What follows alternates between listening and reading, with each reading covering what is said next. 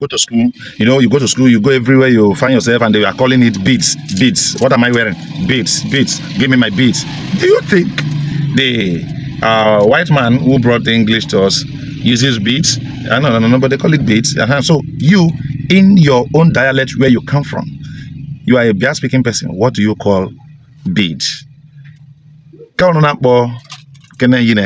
Now, anyị na-akpọ asị esu nke yiri esu onu. That is beads for the neck. Agbo eka, esu eka. It can be esu, it can be agbo. Esu eka ndikini, agbo eka ndikini. Esu eka ndikini. Agbo onum ndikini, esu onum ndikini. So it depends on where you are. It depends on your dialect. We call it esu, esu. Esu ndikini. And majorly it is the chiefs, traditional rulers that wears esu. Anyị na-eyi esu, na-eyiri esu dịgịnị. So keni bụ esu. This is esu.